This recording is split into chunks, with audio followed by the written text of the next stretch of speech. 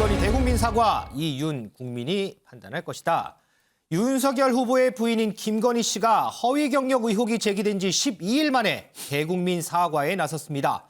그간 모습을 드러내지 않았던 김건희 씨, 공식 석상에 나선 것은 이번이 처음인데요. 먼저 김건희 씨 발언부터 듣고 얘기 시작하도록 하겠습니다. 진작에 말씀드려야 했는데 너무 늦어져서 죄송합니다. 일과 학업을 함께하는 과정에서 제 잘못이 있었습니다. 잘 보이려 경력을 부풀리고 잘못 적은 것도 있었습니다. 모든 것이 저의 잘못이고 불찰입니다. 앞으로 남은 선거 기간 동안 조용히 반성하고 성찰하는 시간을 갖겠습니다. 그리고 남편이 대통령이 되는 경우라도 아내의 역할에만 충실하겠습니다. 사과 기자회견을 한 김건희 씨, 영상을 보니까 약간 울먹이는 모습도 좀 보이는 것 같습니다. 이수아 기자. 우리가 이제 김건희 씨 사과 내용 일부만 이제 편집해서 봤는데 전체적인 내용으로 봤을 때는 그 분량이 그렇게 길지는 않았던 것 같아요. 네, 전체 분량도 뭐 6분 15초 정도, 그러니까 A4 용지 3장 정도의 분량이었다고 해요. 그러니까 일과 학업을 함께하는 과정에서 제 잘못이 좀 있었다. 잘 보이려 경력을 부풀리고 잘못 적은 것도 있었다. 일부 의혹을 인정하는 모습 보셨고요. 네. 다만 경력 의혹 중 어떤 부분이 맞고 틀린지 정확히 본인이 짚지는 않는 모습이었습니다. 이런 사과문이나 연설문이 나오면 또 기자들이 꼭 하는 게 특정 단어가 몇 번이나 반복됐나 한 번씩 그렇죠. 세보거든요. 맞아요. 이 부분을 보는데 죄송, 송구, 용서라는 단어가 6번씩 나왔고요. 잘못이라는 표현이 5번 나왔습니다. 가장 많이 사용된 단어는 다름 아닌 윤석열 후보를 지칭하는 남편이라는 단어였는데 모두 13번이 언급됐습니다. 제가 통계를 보니까요. 이 기자회견을 실시간 방송한 채널들의 전국 시청률 합이 12.7% 정도가 나왔다고 해요. 그렇다고 하면 350만 명 정도가 이 김 씨의 기자회견을 생방송으로 보고 있었다라는 얘기가 되고요. 이날 오전까지만 해도 선대위 정말 일부 극소수 인사만 알고 있던 일정이었고 김 씨가 리허설 아닌 리허설도 미리 이 장소에서 진행을 했다고 합니다. 죄송이나 송구, 사과, 불찰 이런 표현들 물론 당연히 본인에게 제기된 의혹들에 대해서 언급한 단어겠죠. 그런데 이와 관련된 의혹과 관련이 없는 내용들도 좀 있었다면서요? 맞습니다. 김 씨는 윤 후보와의 연애 시절 그리고 자신의 유상 경험을 좀 털어놓기도 했는데 이 부분도 듣고 오시겠습니다. 약간 저를 걱정해. 밥은 먹었냐? 날씨가 추운데 따뜻하게 입어라. 늘 전화를 잊지 않았습니다. 제가 없어져 남편답게만 평가만 받을 수만 있다면 차라리 그렇게라도 하고 싶습니다. 결혼 후 어렵게 아이를 가졌지만 남편의 직장 일로 몸과 마음이 지쳐 아이를 잃었습니다. 네, 내용을 좀 더 짚어보면은 처음에는 남편이 검사라고 해서 무서운 사람인 줄만 알았는데 늘 같은 옷을 입고 다니면서도 참 유쾌하고 호탕했고 후배들에게도 잘하고 이런 모습이 좋았고 또 몸이 약한 저를 생각해서 밥은 먹었냐? 날씨는 추운데 따뜻하게 입어라 이런 늘 전화를 잊지 않았다 이런 내용이 담겼고요. 네. 또 결혼 뒤에 어렵게 아이를 얻었는데 남편의 직장 일로 몸과 마음이 상해서 아이를 잃었다라고 얘기하면서 예쁜 아이를 낳으면 업고 다닌다던 남편의 이 약소원을 들어줄 수 없게 됐다라고 안타까운 가정사를 좀 털어놓기도 했습니다. 이 부분을 두고는 저희가 뒤에 여야 반응 좀 더 살펴볼 예정이기는 하지만 여론도 의견이 좀 분분한 것 같습니다. 이 국면 전환을 위해서 어느 정도 필요했던 언급이었다라는 반응도 있고요. 반대로 동정심을 유도하고 좀 윤 후보를 띄우려는 의도 아니냐 뭐 이런 부정적인 의견도 있습니다. 김건희 씨 처음에 자신에게 의혹이 불거졌을 때 일부 기자들에게 사과할 의향이 있다 이렇게 전하기도 했죠. 그런데 사실관계를 떠나서라는 전제를 달면서 비판을 받기도 했습니다. 그렇다면 이 기자, 어제 이 사과 기자회견으로 모든 의혹들이 다 해명이 된 건가요? 그렇게는 많은 분들이 생각하지 않는 부분이 있는 것 같은데요. 이 앞서 들으신 것처럼 김 씨는 사과문을 통해서 경력을 부풀리고 잘못 적은 것도 있었다. 네. 자신의 허위 경력 의혹을 일부 시인을 했습니다. 근데 자세하게 이게 해명을 하진 않았거든요. 그래서 이 김 씨에 이어서 뒤이어서 나온 선대위 부대변인이 좀 부연 설명을 했어요. 근데 이 부분에서 이 김 씨 의혹과 관련해서 약간 다르지만 허위는 아니다라고 얘기를 했습니다. 법적인 얘기지만은 허위라는 단어는 재판 과정에서 증명을 하려면 다른 요소들이 많이 있어야 된다. 뭐 약간 다르다고 해서 내용이 다르다고 해서 허위가 아니라는 점은 좀 감안해 주셨으면 한다라고 얘기를 한 건데요. 이 국민의힘 선대위는 김 씨 이력서가 정확한 사실관계 기재는 아니었다라고 사과를 하면서도 법률적으로는 허위가 아니다 하면서 방향을 조금 트는 모습이었고 이제 김건희 씨가 직접 사과를 했으니까 여당이 제기한 의혹에 대해서 본격적으로 좀 반박을 하겠다라는 모습을 보이고 있는 것 같습니다. 허위가 아니다.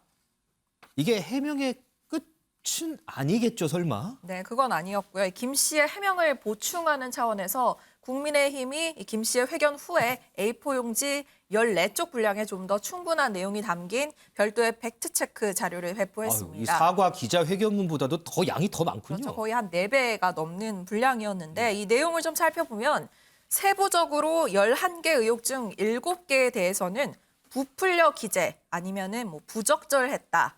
오인 표기는 잘못된 것이다라는 표현을 써가면서 일부 경력을 부풀렸거나 부정확하게 기재했다는 사실을 인정하긴 했습니다.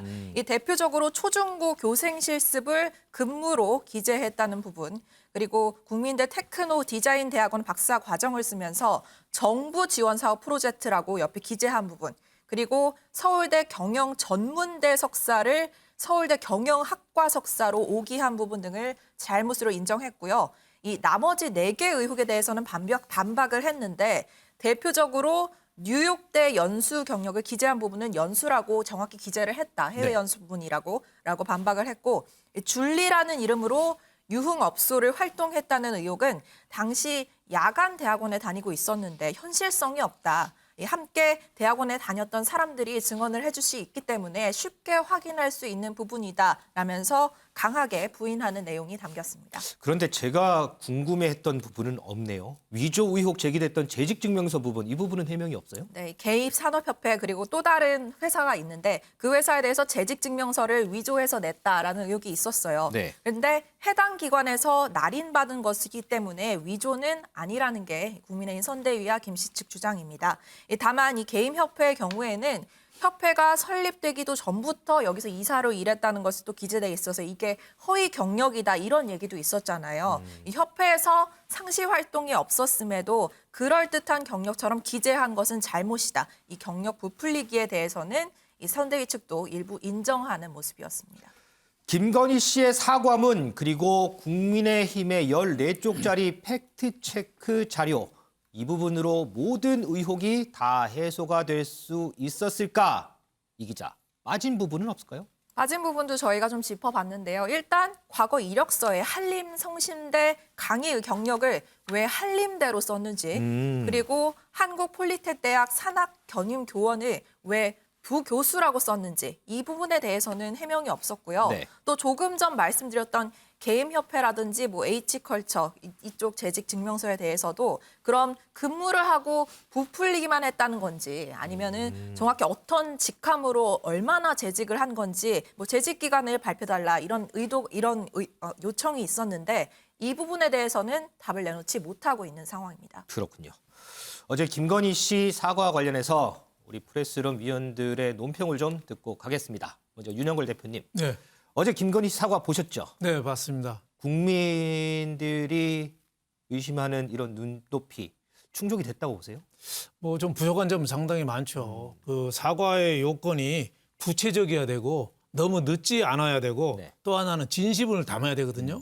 근데 구체성이라는 면에서는 조금 빠진 게 좀 많아요. 아까도 뭐 대학교 그 사칭이라든지 그 뭐 부추긴 거라든지 네네. 뭐 11개 중에서 7개 부풀리기 의혹이 있다는데 나머지에 대해서는 충분한 설명이 없었거든요. 그래서 구체적인 면에서 좀 떨어지고 늦지 않아야 되는데 이 사과가 지금 언론에 이슈가 된 지가 12일 됐거든요. 네. 좀 많이 늦었어요. 네, 그리고 또 하나는 진실을 담아서 해야 되는데 그거는 이제 국민들이 이제 평가할 문제죠. 그래서 아직까지는 완전한 뭐 사과라고는 보기는 어렵습니다. 어제 사과의 특징은 저는 두 가지로 봤어요. 하나는 감성에 호소했다. 남편하고 그 뭐 연애할 때 얘기라든지 또 아이를 남편이 업고 출근하고 싶었는데 그 유산한 얘기. 뭐 아픈 가정사도 그거는 뭐 있었고. 그 가정이 있는 그 모든 사람들이 어떻게 보면 좀 아픈 부분 아니겠어요? 아이 유산한 얘기라든지 뭐 여러 가지 얘기했는데 감성에 좀 호소했다는 거. 또 하나는 분리 대응을 얘기했다는 거죠. 남편하고 나는 죄가 많은데 남편 윤석열하고 나랑 좀 따로 좀 봐줘라. 네. 그래서 분리 얘기 저는 뭐 두 가지 뭐 특징으로 이렇게 봤습니다. 뭐 사과라는 면에서는 좀 뭐 부족한 점은 있지만은 그래도 육성으로 직접 본인이 나와서 대부분 또 마스크 쓰는데 마스크도 안 썼어요. 저런 면은 또 뭐 평가를 해줘야 되지 않겠느냐. 그래서 새로운 이제 또 의혹이 제기되거나 뭐 여러 가지 또 사과 이후에 처신의 문제가 나오지 않으면은 일단은 뭐 소강 국면에 뭐 들어갈 가능성도 좀 많지 않겠느냐 뭐 이런 생각이 들고 결론적으로 봐서는 사과는 좀 늦었지만 안 한 것보다는 훨씬 낫다. 그리고 제일 중요한 거는 앞으로의 처신을 어떻게 하느냐. 앞으로 뭐 선거운동을 같이 하느냐 아니면 아예 안 하느냐 또 선거운동 할 때 어떤 식으로 하느냐 이거를 아마 국민들이 눈여겨 쳐다보지 않겠느냐 저는 이런 생각이 좀 들었습니다. 은영미 의원님. 네. 국민의힘 측에서 이제 팩트체크 자료를 14짝 분량을 냈어요. 그 보면 대부분 이 의혹들에 대해서 경력이 부풀려지긴 했지만 허위는 아니다 이런 입장이거든요. 정확하지 않은 기재하고 허위하고 다른가요? 그러니까 이제 말을 좀 애매모호하게 한 건데 어제 이제 사과를 보면서 제가 느낀 거는 이제 이런 거예요. 이제 사과문 전반적으로 이제 남편과의 가정사라든가 이렇게 감성적으로 접근하면서 용서해달라, 사죄한다, 뭐 제 불찰이었다 하면서 이제 사실 굉장히 좀 낮은 자세로 반성하고 사과한 거는 맞아요. 네. 근데 이제 사과문에는 이제 본인의 사과문은 이제 본인의 입으로 읽고 자기 얼굴로 읽고 그 다음에 이제 기자 질의응답을 안 받고 나갔잖아요. 그렇죠. 그리고 나서 이제 구체적인 해명을 해야 되는데 그 해명은 선대위에서 물론 김건희 씨의 이제 설명을 들어서 자료를 작성했다고 해요. 그래서 14쪽짜리 14쪽이. 그 해명을 내놓았는데 이 부분이 그러니까 저는 분리해서 한 거는 뭐 본인 입으로 해명도 하고 질의응답도 받고 사과도 해야 되는 거 아니냐는 물론 지적이 있지만 근데 기자회견이라는 게 그렇죠. 원래는 정치인이 기자들 질의응답 아닌데. 받는 게 그렇죠. 기자회견이잖아요. 정치인도 아니고 또 처음 모습을 드러내는 데다가 도덕적 비난이 많은 상황에서 그걸 모두 다 소화하기는 좀 어려웠을 거라. 그래서 그런 부분은 저는 납득이 갑니다. 다만 이제 해명을 따로 하는 것까지는 좋은데 자료로 이제 선대위에서 해명을 하는 것까지는 좋은데 조금 저는 그러니까 사과할 때는 본인 입으로 할 때는 굉장히 낮은 자세를 보이긴 했는데 감성적으로 접근하고 근데 자료 자체는 좀 진솔하지 못했다. 저는 이런 생각이 들었던 게 뭐냐면은 그 허위 경력 기재 부분이잖아요. 근데 뭐라고 김건희 씨 본인이 얘기할 때도 잘 보이려 경력을 부풀리고 잘못 적은 것도 있었다. 그랬죠. 네. 그러니까 거짓이나 허위라는 말을 쓴 게 아니라 잘못 적었다. 이게 굉장히 드라이하게 느껴져가지고 자기가 의도적으로 조금 거짓으로 했다든가 이렇게 차라리 사과를 할 마당이면 좀 더 진솔하게 구체적인 했어야 표현을 되는데 써서. 굉장히 자기의 잘못을 조금 덜 좀 감추려는 듯한 그런 단어에 그런 게 느껴진 거죠. 허위라는 얘기 없었죠. 차라리 허위라는 말이 좀 거부감이 들면 거짓으로 차라리 이렇게 했으면 좋은데 그냥 부풀렸다거나 잘못 적었다. 잘못 적었다는 것은 실수로도 잘못 적을 수 있는 거고 오인해서 뭐 잘못 적을 수도 있는 건데 이런 걸 포괄적으로 얘기를 했거든요. 그럴 수도 본인이 있죠. 좀 거짓으로 한 부분도 솔직히 보면은 항목 중에 많이 있어요. 근데 그런 부분을 좀 더 진솔하게 해명을 했어야 되는 게 아니냐. 그러니까 따로 하는 것까지는 좋은데 그런 부분을 봤을 때 완전히 본인을 내려놓고 사과를 했어야 되는데 완전히 내려놓지 못했다는 점에서 약간은 진정성 부분에서는 약간 미흡했다 이렇게 평가를 하는데요. 다만 그래도 원래 이제 입장문만 내느냐, 입장문과 이제 팩트 체크만 내느냐를 가지고 이제 갑론을박했는데 본인이 직접 얼굴을 드러내서 기자들 앞에서 사과하겠다라고 용기를 낸 거는 좀 평가를 해주고 싶고요. 다만 좀 아쉬운 거는 여전히 윤석열 후보의 태도예요. 그 막판에 이제 기자회견이 일요일 오전에 결정이 돼서 오후에 기자회견을 하기로 했잖아요.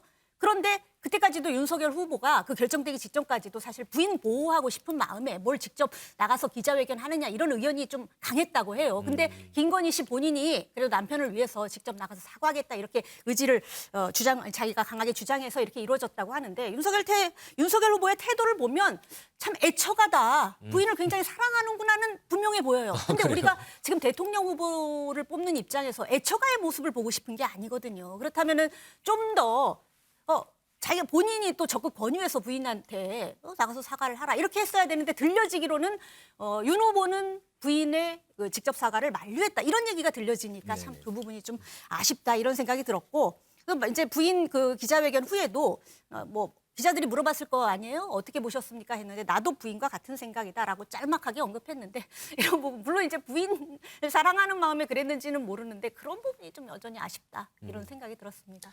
어제 김건희 씨가 언론에 처음으로 모습을 드러낸 부분에 대해서는 평가를 하지만 그 내용에 대해서는 조금은 아쉬움이 남는다라는 게 저희 프레스룸 논설위원들의 평가였습니다. 그렇다면 위호중 기자, 어제 김건희 씨의 기자회견을 본 윤석열 후보의 심경은 어땠을까? 조금 전에 은영 위원이 잠깐 소개시켜주긴 했지만 어땠어요? 좀 내용들이 좀 있죠? 네, 그렇습니다. 어제 여의도 당사를 나올 때 당연히 기자들이 질문을 받았겠죠. 이 기자들이 아내의 기자회견을 어떻게 봤냐라는 질문에 말씀하셨다시피 아내가 국민들께 죄송하다고 말씀드렸고 저도 꼭 같은 마음이다. 라고 짧은 답변을 남겼는데요. 저희가 그간 윤 후보가 아내 의혹과 관련해서 어떤 입장이었는지 영상으로 준비했습니다.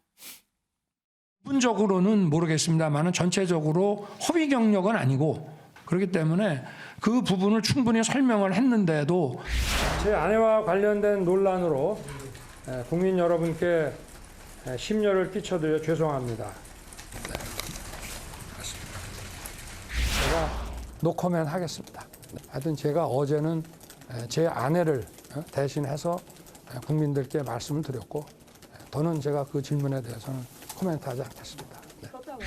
또 민주당 주장이 사실과 다른 그런 가짜도 많지 않습니까? 그러니까 그런 부분들은 좀 여러분들께서 잘 판단해 주시고 제가 일일이 답변 드리기는 좀 오늘 기자회견 관련해서 좀 어떻게 보셨는지 좀 말씀 한마디만 부탁드립니다. 제 아내가 국민께 죄송하다고 말씀을 드렸고 저도 똑같은 마음입니다. 네, 사실 보신 것처럼 그동안에도 사실 윤 후보는 구체적인 언급을 하지 않았습니다. 그랬죠. 그리고 관훈 토론회에서 뭐 아내의 일부 행동이 부적절했다, 죄송하다라는 얘기를 우회적으로 이제 전한 바 외에는 별다른 입장을 내지 않았는데요. 어제 기자회견 이후에도 마찬가지로 이 짧은 답변만 남기고 당사를 빠져나가는 모습이었습니다. 네. 다만 이 윤석열 후보의 직속 기구인 새시대 준비위원회에서 어제 윤 후보와 인터뷰를 했더라고요. 오. 그러니까 3시쯤 아내의 기자회견이 있었고 이후에 한 4시 반쯤에 녹화로 인터뷰가 진행됐는데 여기서 좀 본인의 심경을 구체적으로 밝혔습니다. 어떤 얘기했는지 영상으로 준비했습니다. 오늘 이 사과 결정은 자기 자신이 했고요. 또 사과문도 직접 썼고 본인이 그냥 고집을 자기 초안대로 사과를 했고 온전하게 본인이 결정해서 한 겁니다. 제가 아무리 뭐 이게 정치를 한다고 하지만 그 결정은 뭐 제 아내가 스스로 해야지 제가 뭐 하라 말라 이런 얘기를 진짜 저희 부부는 그런 사이는 아니에요. 제가 이게 뭐 그거하고는 다르니 어쩌니 그런 얘기 할 필요도 없는 거고 그거는 뭐 온전히 그건 국민이 판단할 몫입니다.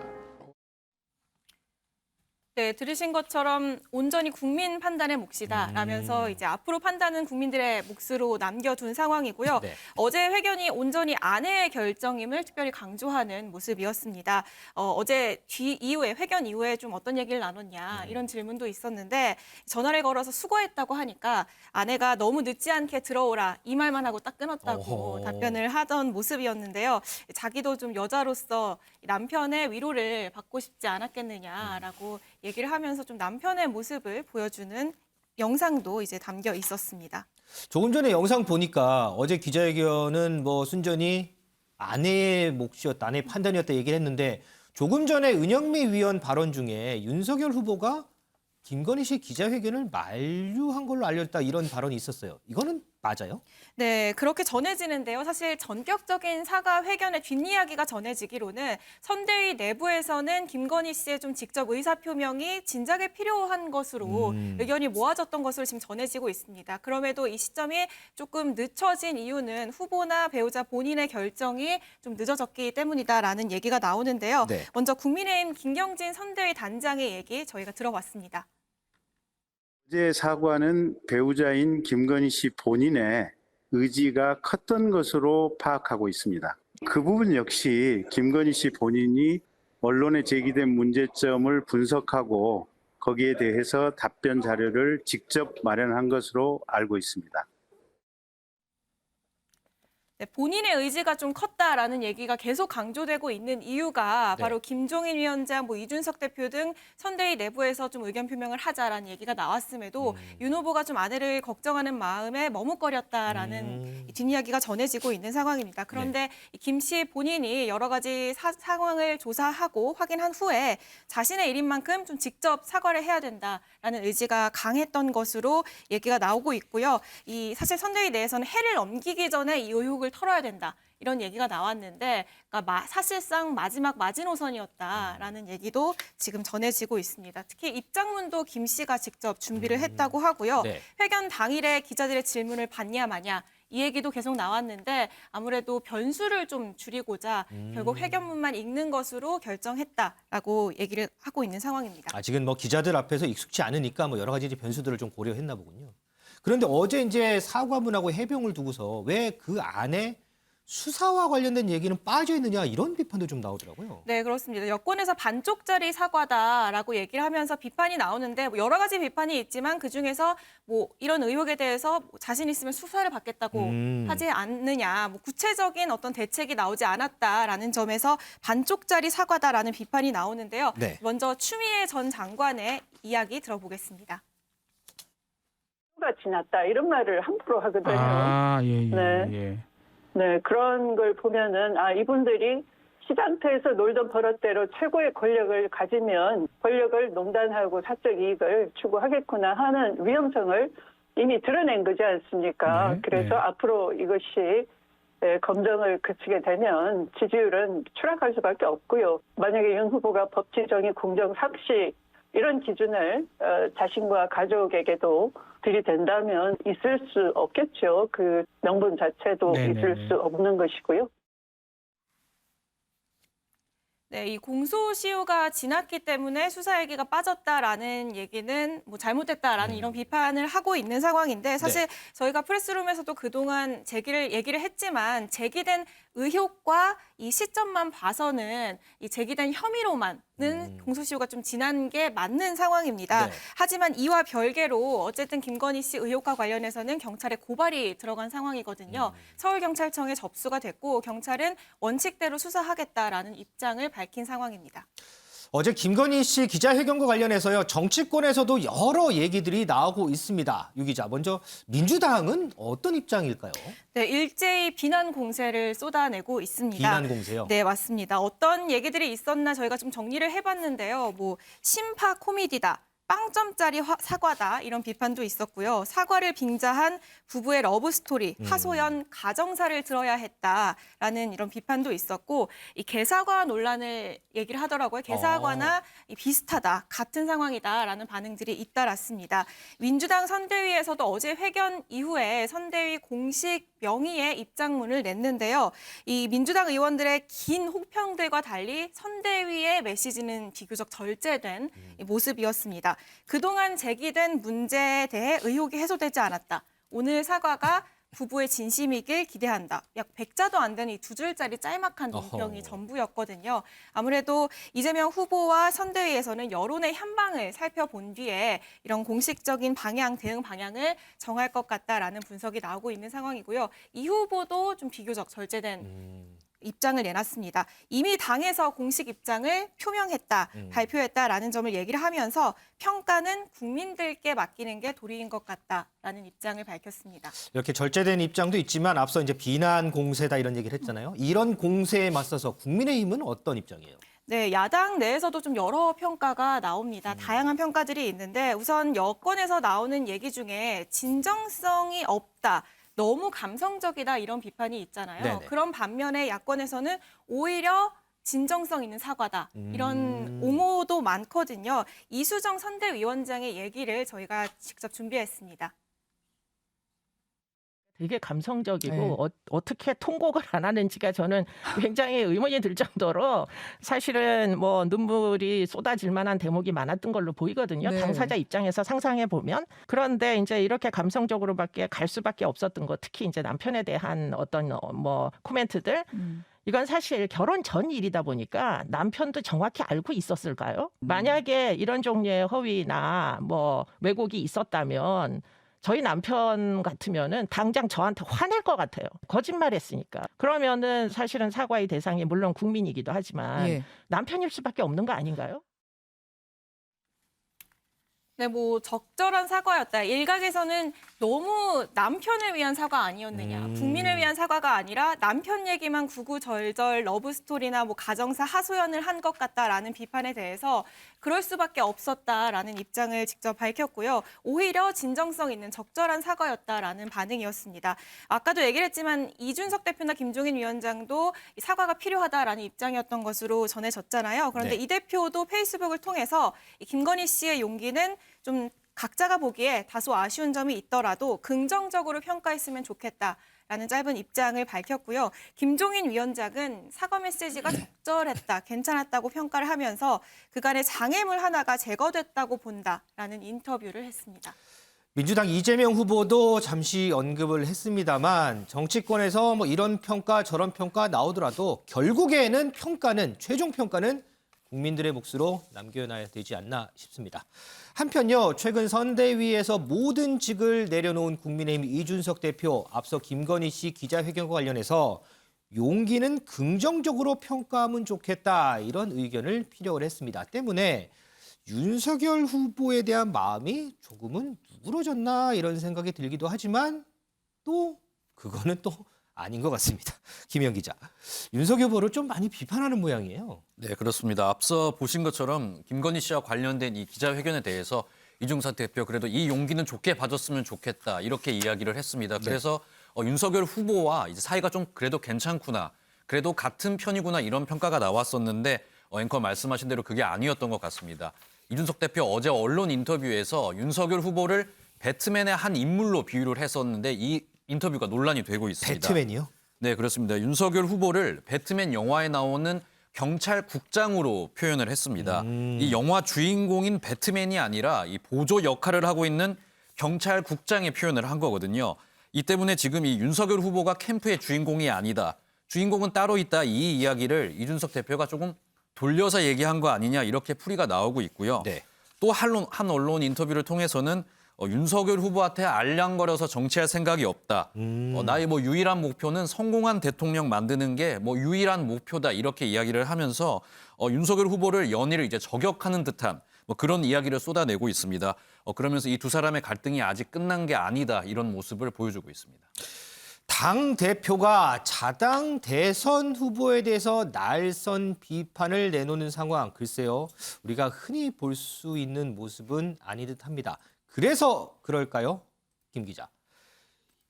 이준석 대표 인터뷰 공개된 뒤에 뜻밖의 인물이 이 지금 배트맨 이거를 인용을 했다면서요? 네, 그렇습니다. 그 이준석 대표의 이 배트맨 발언에 의외의 관심을 보이는 인물이 있는데 바로 조국 전 장관입니다. 조 전 장관이요? 그렇습니다. 조국 전 장관 이 배트맨 영화 내용을 자세히 설명하면서 윤석열 후보 비난 대열에 동참을 했는데요. 이준석 대표가 아까 윤석열 후보를 그 경찰국장에 비유했다고 말씀을 드렸잖아요. 그랬죠. 그런데 이 영화상에서 이 경찰국장이 바이러스에 걸려서 나중에는 범죄자들을 마구 처벌하는 한 이제 폭군으로 변모를 합니다. 조국 장관은 이제 이 내용을 좀 자세히 설명을 하면서요. 윤석열 후보도 나중에 이렇게 경찰국장처럼, 영화 속 경찰국장처럼 무법자가 될 수도 있다. 이런 내용을 조금 암시하는 듯한 사진과 글을 올려서 또 눈길을 끄는 모습이었습니다. 그랬군요. 그리고 이준석 대표가 한 예능 프로그램에 출연했는데 뭐 의미심장한 질문을 받았어요? 네, 그렇습니다. 이준석 대표 한 예능 프로그램에 출연을 했는데요. 이 예능 프로그램 앞서서 윤석열, 뭐 이재명, 홍준표, 뭐 대거 걸출한 정치인들이 다 참여를 했던 프로그램입니다. 아, 어떤 프로그램인지 알겠네요. 네, 그렇습니다. 기억하실 텐데 이 프로그램이 유명한 게 이 코너 중에 굉장히 짓궂은 질문을 하는 코너가 있어서 유명한데요. 네. 이 코너에서 이준석 대표가 질문을 받았는데 윤석열 후보가 대통령이 되는 게 낫냐 아니면은 이준석 본인이 대통령이 되는 게 낫겠냐 이 두 가지 질문을 받았는데 이준석 대표 맨 처음에 조금 당황하는 모습 보이다가 결국에는 내가 대통령이 되는 게 낫다 이렇게 질문에 답을 했습니다. 네. 이 인터뷰가 지금 재조명이 되는 이유가요. 이 프로그램이 녹화했을 때가 이준석 대표가 상임선대위원장에서 사퇴하기 전이었습니다. 그렇기 때문에 이때까지만 해도 사이가 좀 좋은 줄로 저희가 알고 있었잖아요. 네네. 그런데 이 사실 이제 상임선대위원장 할 때부터 윤석열 후보와 갈등이 계속 있었던 거 아니냐 이런 분석이 지금 계속 나오고 있고요. 아, 이 녹화 시점을 봤을 때 그 전부터 갈등이 있었던 거 아니냐? 네, 그렇습니다. 그런 분석이 지금 나오고 있는 상황이고 또 이준석 대표가 그 농담조이긴 했지만 윤석열 후보 대통령 되는 것보다 내가 대통령 되는 게 낫다 이렇게 대답을 했기 때문에 어떤 좀 자기 정치에 대한 어떤 또 포석을 내보인 것 아니냐 이런 분석 나오면서 여러 가지 이야기들이 지금 나오고 있는 상황입니다. 그렇군요. 그리고요, 선대위 구성 관련해서도 좀 아리송한 답변을 내놨더라고요. 네, 그렇습니다. 이준석 대표 뭐 윤석열 후보뿐만 아니라 윤석열 캠프 그리고 뭐 선대위를 향해서 뭐 전방위적인 비판을 하고 있습니다. 윤석열 캠프가 지금 선대위가 6개로 나눠져 있는데 이 구조를 문제화 삼으면서요. 이 6개로 남은 게 지금 김종인 위원장이 정권을 잡는 것을 좀 방해하기 위해서 이렇게 6개로 무리해서 나누는 거 아니냐 이런 이야기도 하고 있고 이를 통해서 이제 김종인 위원장이 일할 공간을 주지 않고 있다 이렇게 또 비판을 했습니다. 지금 윤석열 후보가 그 매머드 캠프 이야기를 하면서 네. 지금 뭐 진보 보수 나누지 않고 여러 인사들을 영입하고 있지 않습니까? 네. 근데 이준석 대표 여기에 대해서도 이게 지금 선거 이기겠다는 조직이 아니라 향후에 신당 창당 혹은 정계 개편을 뭐 정치적인 다른 목적을 좀 가지고 있는 것 같다. 이런 의심이 간다. 이런 이야기까지 하면서요. 윤석열 후보 측의 상황에서 이제 뭐 전방위적으로 비판을 이어가는 모습 보였습니다. 김 기자, 지금까지 보면요. 지금 뭐 전해주기도 했지만 이준석 대표가 직을 내려놓은 이후에 선대위 윤석열 후보에 대해서 쓴소리를 많이 쏟아내고 있잖아요.